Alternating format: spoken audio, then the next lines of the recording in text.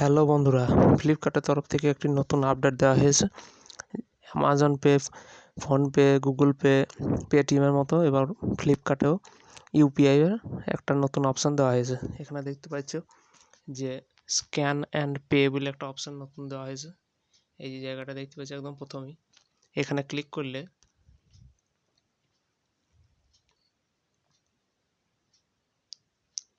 আপাতত এগুলো আমি এখন করছি না, যে অপশানগুলো আছে এগুলো একটু বলে দিই। সেন্ড মানি, স্ক্যান পে, মাই ইউপিআই ক্লিক করলাম, দেখো অপশানগুলো দেখাবে।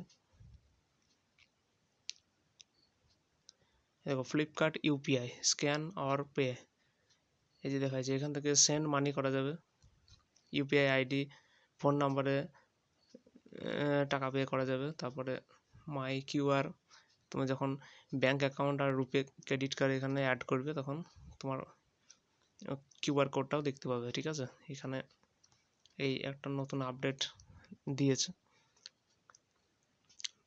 ভিডিওটা যদি ভালো লাগে তাহলে অবশ্যই লাইক করবে, বন্ধুদের সঙ্গে শেয়ার করবে, আর কোনো বুঝতে অসুবিধা থাকলে কমেন্ট করবে। ধন্যবাদ।